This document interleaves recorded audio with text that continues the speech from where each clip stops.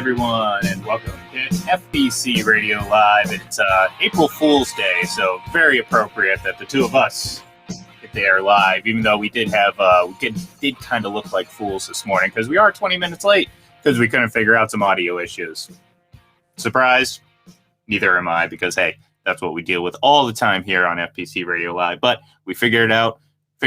We are here on camera. Once again, it's been about a week and a half, 2 weeks since we've been. Well, I'm on camera. Mike is still the man behind the curtain. So let's bring him in now. Let's say a big, hearty to that man in Rhode Island. Mike, what's up, buddy? La, la, la. I'm doing well, buddy. I am doing well. It's good to be back. It's good to be back on the airwaves. You're in front of the camera. That's a good thing. I'm not in front of the camera. That's an even better thing. You think April Fool's jokes are cruel? Having to look at me for an hour is a really cruel April Fool's joke. So, by and large, folks, we're doing great things here, and I'm looking forward to it. But this is always a fun day. Yeah, we've our colleagues there, Dylan and Ross, do this show together on screen like this. So we wanted to be able to implement this a little bit better. We wanted to be able to interact with the listeners a little bit better, because you can tweet us at FPC Radio Live, at Full Press Radio. You can tweet us, and I think we can pull it up here. You can give us a call. The number's right up there on the screen, 626-310-8882. Actually, I lied. It's not up on the screen. I apologize. I'll put it up there, though. But the number is 626-310-8882. If you want to give us a call, give us a text. Let's do it. Hey, get involved. We want to talk to you because, hey, there's plenty to talk about. The first thing we're going to talk about, though, Mike, is yesterday we were not on the air, but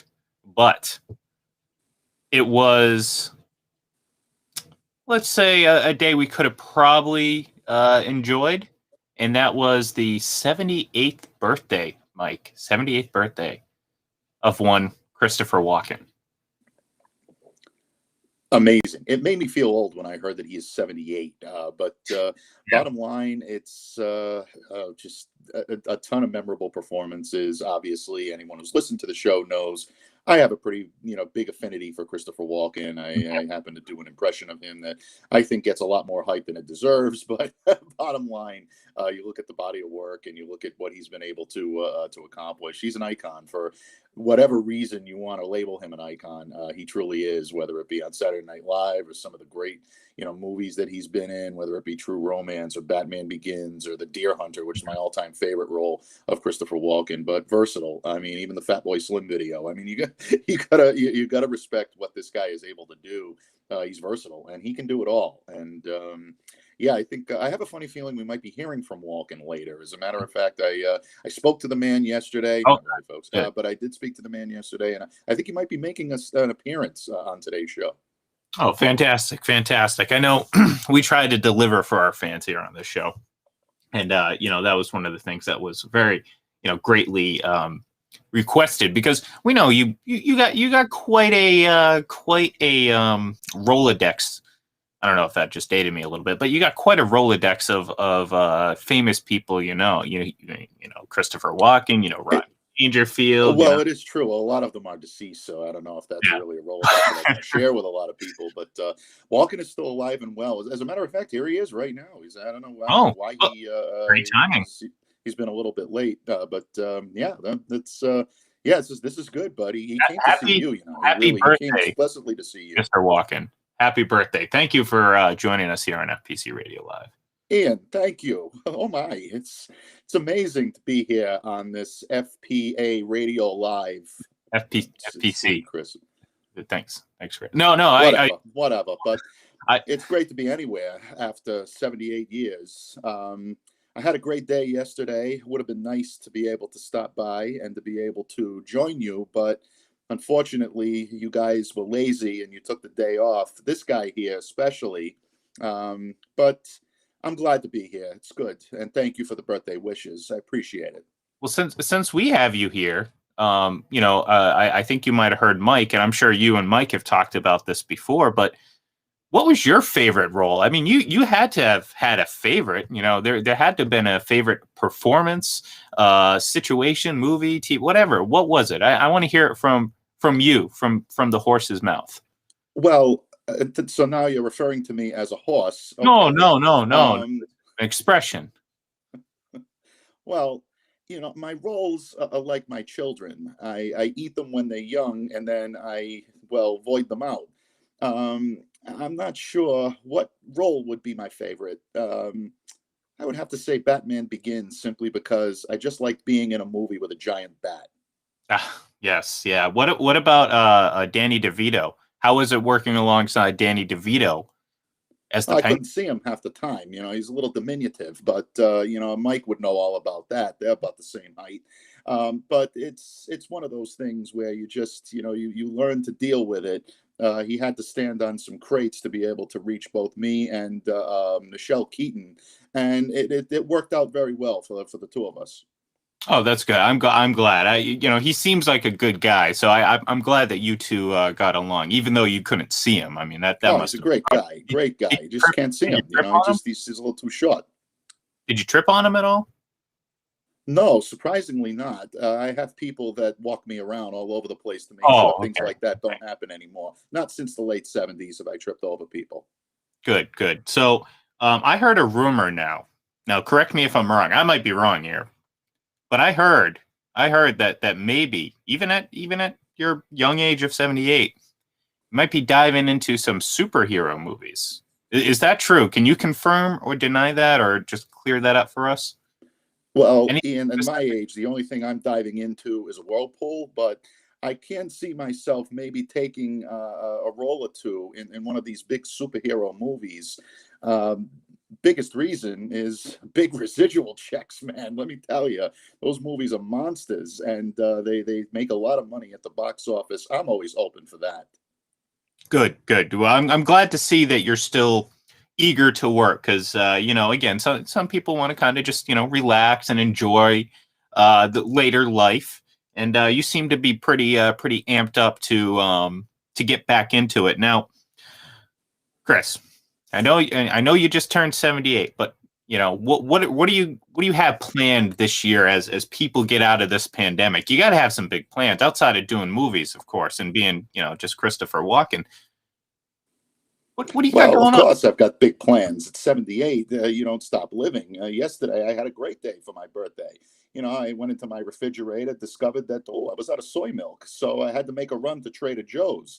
That's interesting. That's always fun. They don't have the real products there. I don't know if you knew this. I just learned this yesterday. This is great news. This is big, big stuff here. And the other thing that I was very upset with is they only sell green bananas. What's with the green bananas? Why do I have to wait for produce to ripen before I'm able to enjoy it? I wanted bananas yesterday and I couldn't get them. But that's kind of what I've got planned for the rest of the year, doing things like that. Those are big things. And I can definitely see myself enjoying that side of life. And again, superhero movies.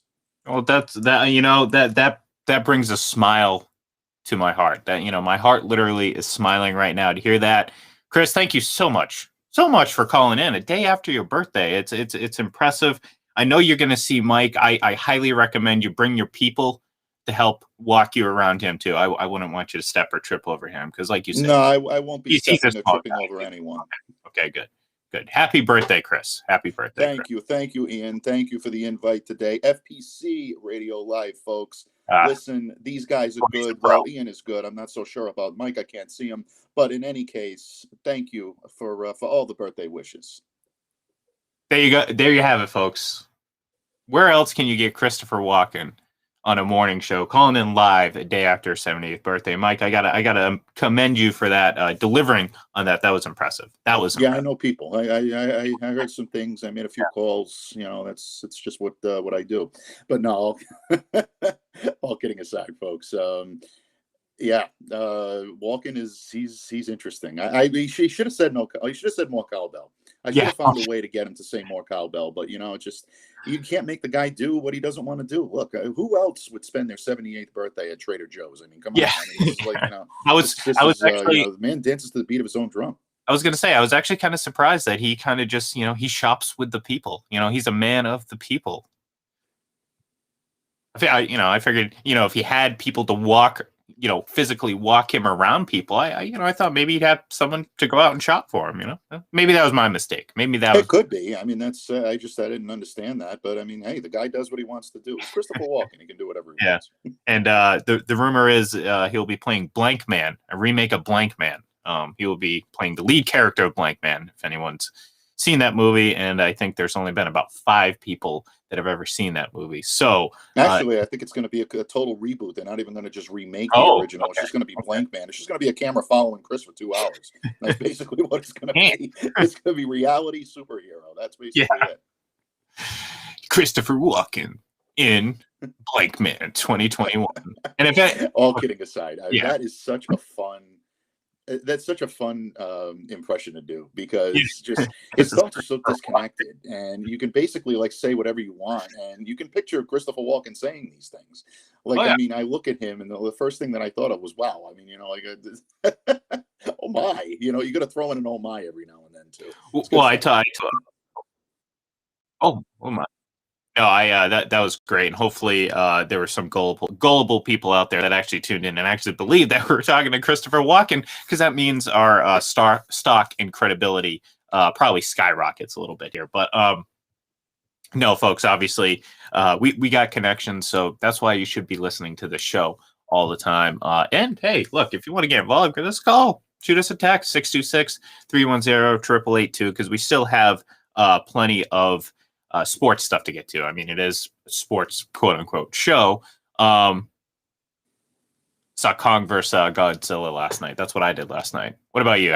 You haven't watched it yet, I'm assuming. You're a little bit. I have not. No, yesterday was a bit of a rough day in the realm of Diabate, but I definitely am looking forward to it. I know Murph had his popcorn out yesterday. A good friend of the show, Thomas Murphy, a good friend of Ian and myself. He's out there watching. Ian's watched. Really, I got to get off the stick. I got to watch this. So I'm looking forward to it. This is going to be a fun one. I know a lot of people are really into this. Yeah, look, hey, and this is what I tell people all the time that are like, oh, it sounds stupid. Well, yeah, you got to be in the right mindset. We talk about this with the Patriots all the time, or at least I have, where I say, hey, you got to adjust your expectations. I mean, if you go into this expecting this to be, Batman with Christopher Walken. Well, actually, it's not too far off when it comes to story quality and all that stuff. But hey, whatever. This is besides the point. The point I'm trying to make is, if you expect it to be something that it's not, of course you're going to be disappointed. I enjoyed the whole thing. I know I just took a shot at the story, but the story was great. I think obviously for what it was, the action and seeing these two beasts go at it, it was a lot of fun. And if you like stuff like that, like me, sometimes I like just staring off into the abyss and just losing every thought that I have outside of just watching that movie. And it was pretty easy to do yesterday. So I enjoy it. I highly recommend it. If you have HBO Max, you have another 29 days to watch it before it leaves for a while and comes back, because of course it will only be in theaters then. So check it out, Mike, definitely. And we'll do. Yeah, definitely do that. And you knew this was coming. You knew this was coming, Mike, when you saw the comments. I'm talking about Robert Kraft making the comments about the Patriots draft. Now, someone on Twitter said, and I kind of agree with him, that if he wasn't the owner, he would be, huge Pats fan, but or whatever on Twitter, and that's kind of a joke, as yeah, they've won 3 Super Bowls, but type of thing. Hey, you gotta draft better. This whole idea that Belichick is somehow isn't a great drafter, because I mean that's what's next on the list in terms of hammering home a dumb point. But Robert Kraft didn't do the anti-Belichick is a bad drafter crowd any favors by his just kind of half-hearted comment about where they are as a team. And you knew it, and I knew it when I saw it, that The Usual Suspects, we've referenced 6 movies so far in the 10 minutes we're on. The Usual Suspects, we're going to just run and flock to that and just build story after that. So I guess I'll ask you, Mike. Do you just consider that more of like just an offhand comment? Because I saw people go as far as saying this was an indictment directly at Bill Belichick, and I'm thinking, oh my god, this is idiotic. Like, has there been a few misses? Sure, but you know what? Last I checked, I don't think the Patriots drafted Isaiah Wilson in the first round and cut him. After a year. We're talking about a 5th round kicker that just didn't happen to work out because guess what? Nick Folk was really good. So I don't know. It's crazy.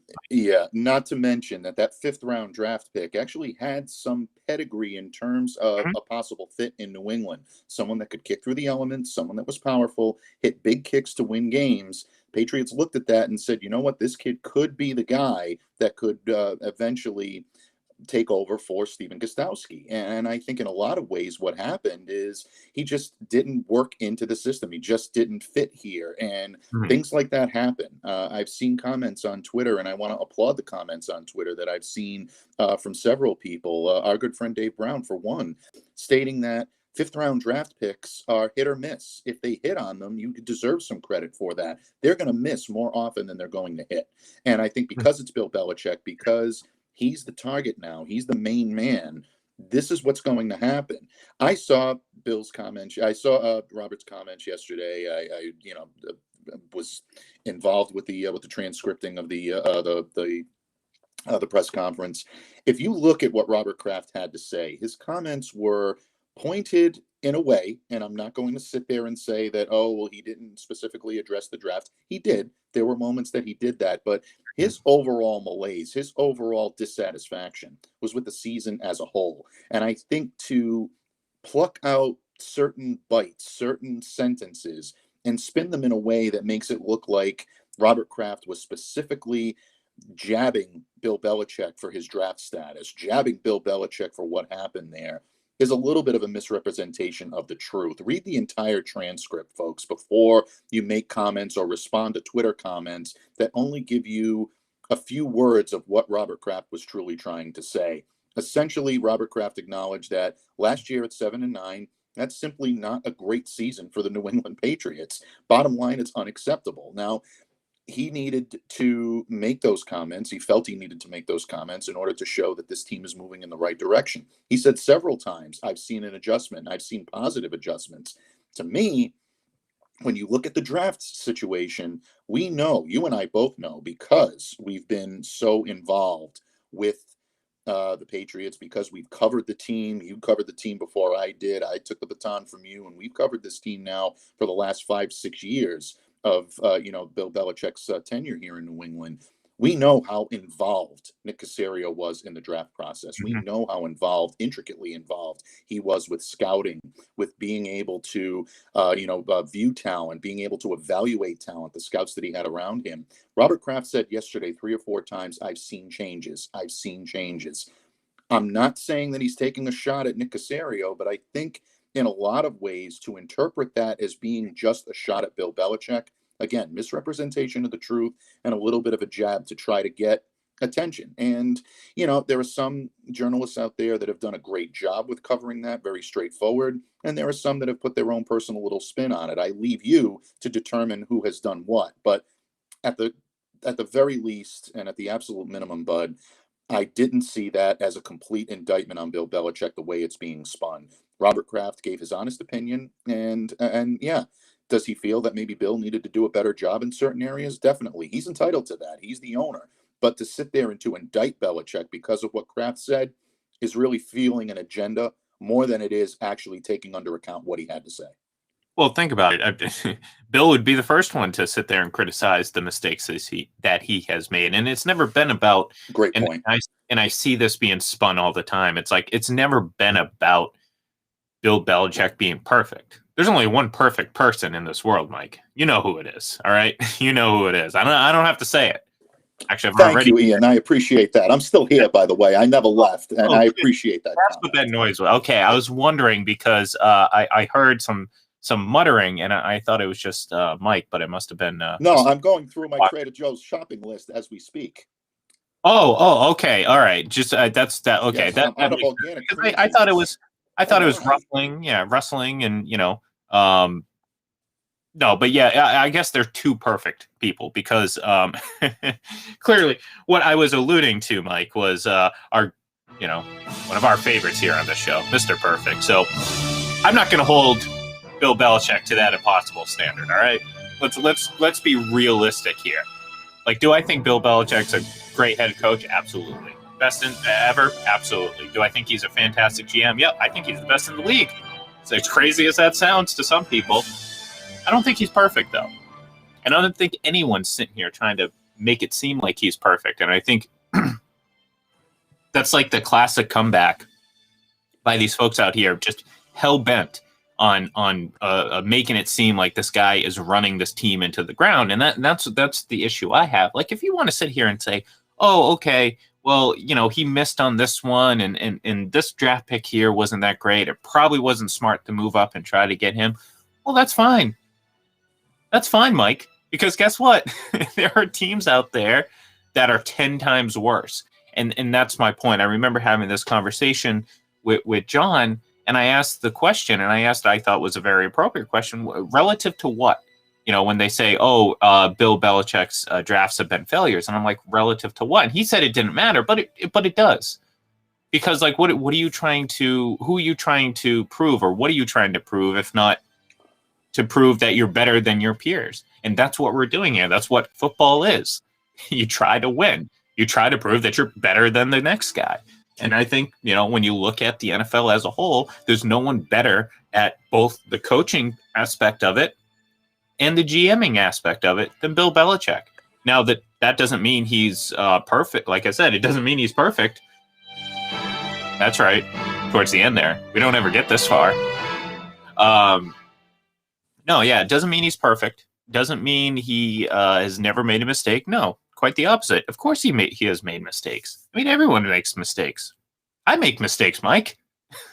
But again, I don't know. I think it's funny, and it was predictable. Let's just put it that way. I think more than one person in Patriots Twitterverse turned to the person next to them, theoretically, and said, hey, just wait. You're going to get about 6 of these guys going out here creating a story anti-Bill Belichick slant. And at the end of the day, it's foolish, because you know what? It's built a pretty damn good team with, one big question mark, sure, the quarterback. But as I've said many times before, I'm going to count on Cam Newton being better just by virtue of just the normal-ish offseason that we have ahead of us. Yeah. And again, name something, and I defy these people, name something that Robert Kraft said that was wrong that Bill Belichick hasn't already said about himself. Look, bottom line, when it comes to the quarterback position, I'm glad that you mentioned that. Robert Kraft's comments were, I don't think that Cam had the proper weapons around him, got COVID. He mentioned that. He's mentioned things that we've mentioned here on these airwaves several times. We've also, got into the situation where he mentioned Jarrett Stidham. And I know a lot of people are gravitating toward that. Oh, he mentioned Stidham. That means he wants Stidham to be the quarterback. That means he wants this. He said Stidham, or whoever we bring in, they need to work out the quarterback position long term. That tells me 2 things that we already knew. One, Cam Newton is a temporary solution to a long-term problem, or a long-term, solution. I shouldn't say a long-term problem. Cam Newton will likely be the starter this year unless the Patriots make a move that I don't anticipate them making. But right now, it looks like Cam is going to be the guy. And now you have to make a decision. Is Stidham the guy that you can ride in the next few years to be the quarterback of the future? If he is, the Patriots already have their guy, which means that they don't have to make that elusive trade up that a lot of people are thinking that they need to make the push for guys like Justin Fields, who had an amazing pro day a couple of days ago. I'm still reeling from that one. But you look at guys like Trey Lance or even Mac Jones, or, who's their quarterback of the future. If they feel that Stidham is the guy that can take the reins, then all of a sudden that decision has been made. So now what do you do to improve the team?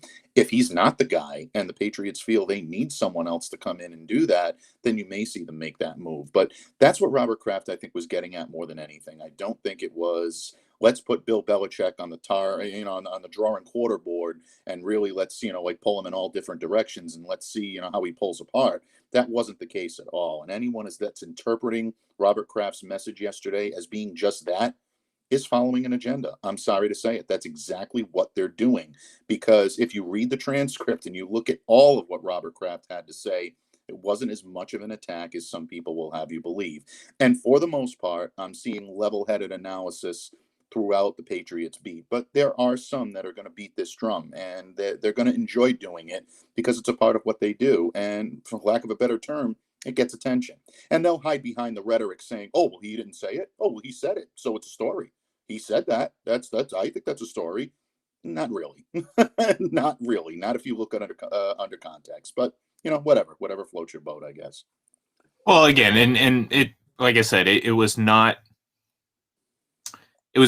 a surprise. Yeah, anyone who pays attention knows it's not okay. These people, they're gonna jump on him. Dove butt or whatever people call him. I mean, that's something that's one of the great mysteries of folks that wander sports Twitter. It's like, who is Dov Kleeman or whatever the hell his name is? Is that how you pronounce it? I don't know. I think so. That's how I've always, Dov Kleeman.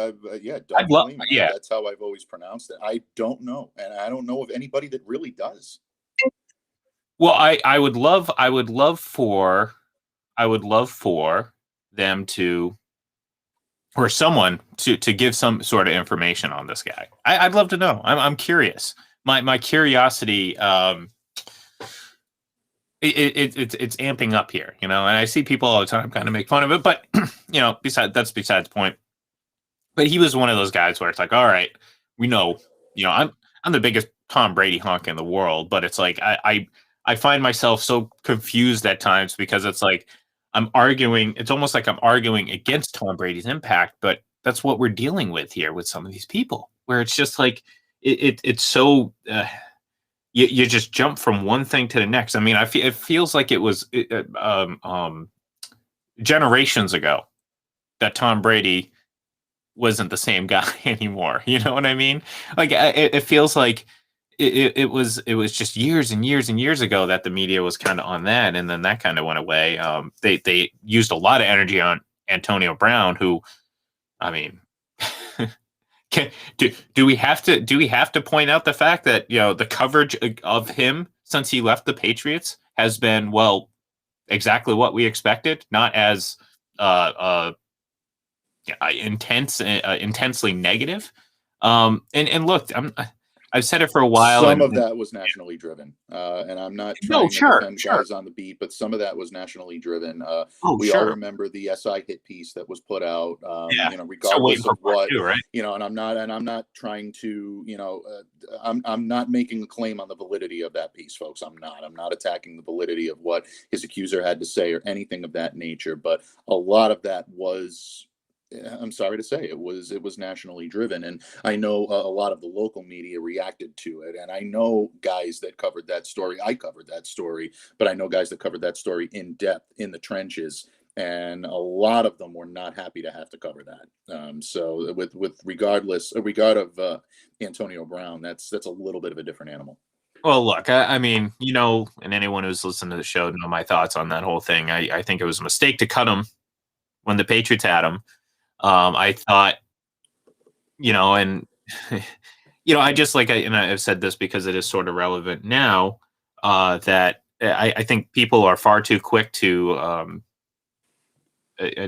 call someone guilty. And again, I'm not making a judgment on their case, because I think it, again, I fall on the line of, let the case play out. Let's hear the facts, because to jump to one side when you don't really know anything, it's just so irresponsible. And the need to react and give a reaction to stuff like this is what snowballs for a lot of these guys, where it's like, you say something and you either dive in or you don't, or you bail out. And a lot of these guys just dive in and go for it. And I'm sitting here thinking the whole time, I'm like, let's see what happens. And I think we jokingly said, well, he's not with the Patriots anymore. Let's see what happens. Well, he had a pretty interesting couple of months afterwards, but he was quiet, and he spent the entire second half of the season with the Buccaneers and not a single problem. And to those saying like, oh, well, obviously he's on. No, well, look, I mean, he was with Pittsburgh for a long time before any of this became an issue in the public. I'm not saying maybe he didn't have issues behind the scenes, but he played. he played every game. He was always out there. He was producing. I mean, he was averaging 1,500 yards over 6 seasons. So again, I thought people jumped on that far too quickly. He's still a free agent right now, and we're kind of shifted over to Antonio Brown here for a moment. But it's kind of just pointing to the overall reaction and kind of just the state of the media covering that team for the most part is, the reaction is more important than the story, really. I mean, you get the story by virtue of you get a reaction through your story, but you know what I'm saying? Like, it's more about the reaction than the actual story itself. The story serves a purpose, but it's more, how can I get someone to react positively or negatively? And that's unfortunate, because that's what I think leads to a lot of this just awful coverage of this team. Very, very, again, slanted, but no consistency. Like, we sit there and say, like, oh, well, he's unfair to this guy, or he's unfair to the coach because you're a fan of the coach, or he's unfair to the player because you're a fan of the player. No, it's like they're unfair to whatever suits their purpose. You know what I mean? This week it's Bill Belichick. Next week it's going to be Robert Kraft. The week after that, it's when the game starts, it's going to be Cam Newton, or you know what I mean? It's just, there's no consistency to it. It's negativity for the sake of negativity, in my opinion. And it led to a very predictable reaction from that crowd yesterday when, again, I saw those comments and I'm like, oh, well, here we go. Let's saddle up, partner. Let's deal with this. Yeah, without any question. And you're absolutely right. I mean, I have no problem with what Robert Kraft had to say yesterday. I guarantee you Bill Belichick doesn't have a problem with what Robert Kraft had to say yesterday. These guys are on the same page. They know they've got work to do. They know they've got improvements to make. They will make them. Bill Belichick's record at the draft, his record of bringing in free agents is, not as bad as people will tell you. Look at what he's done so far in this offseason. I can tell you there were a lot of agents, people around the league that I spoke to prior to free agency beginning that said, oh yeah, well, I'll believe it when I see it about Bill Belichick and spending money and investing that cap space. He did it. And for a lot of, for all intents and purposes, it really surprised a lot of people. Let's see what the Patriots are able to do in the draft this year. Let's take a look at the holes that they need to fill, positions at which they need to get younger, what they're going to do with the quarterback position.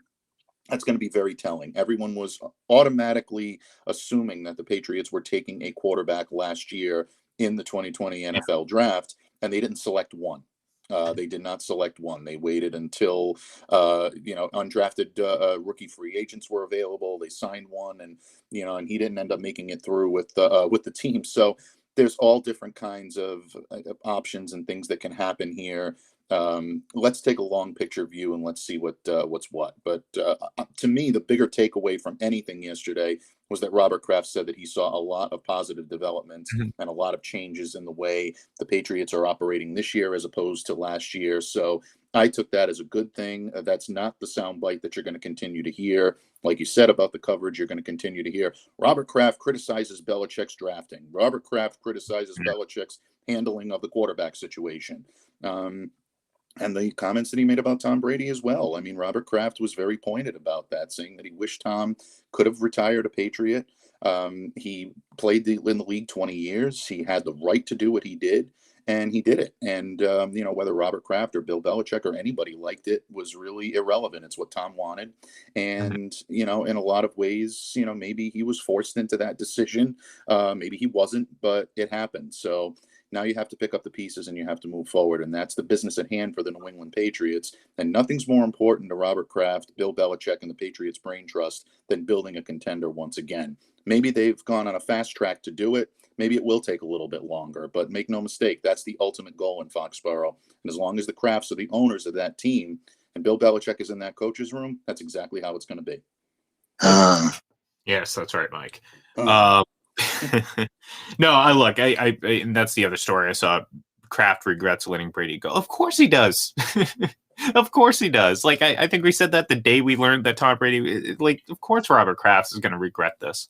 Not that it was not that it was in his control, because I think, and we kind of talked about this before, and this is what I feel.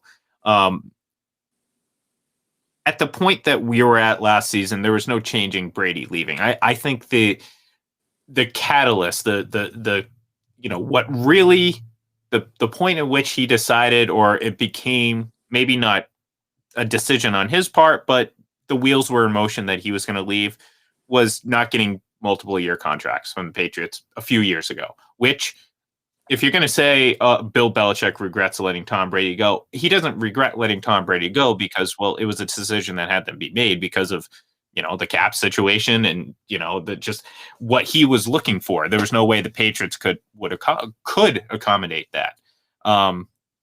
What Bill probably regrets is probably not giving him a longer term deal a few years back to keep him here, because if, I'm sure he looks and says, you know what?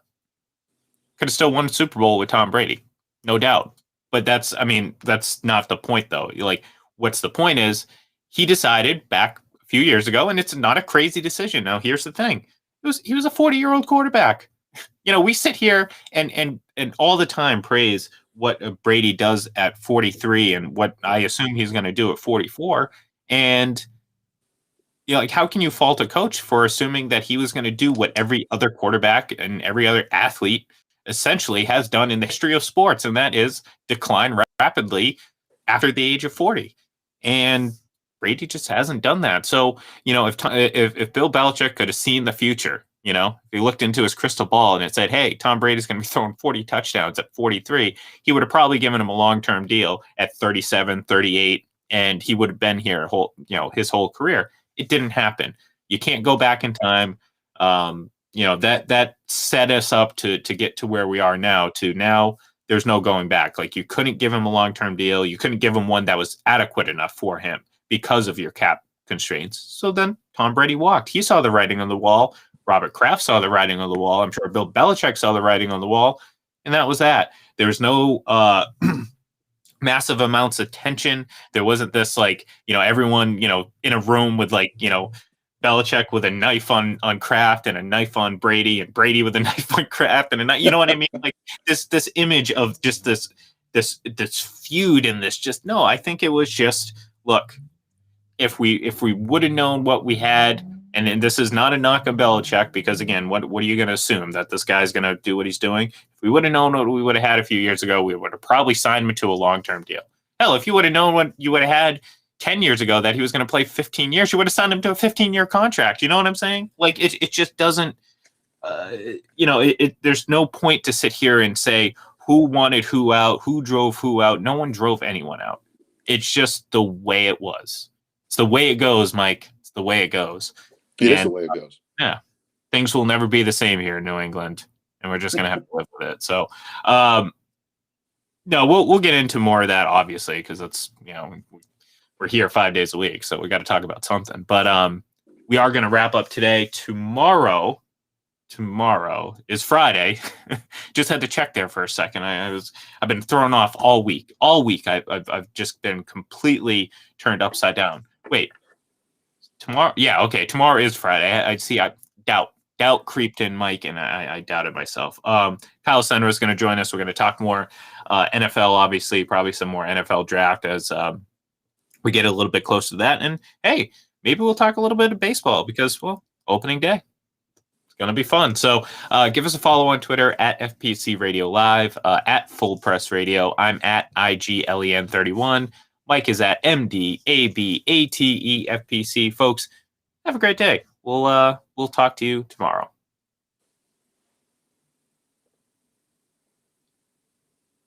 All right, great. No,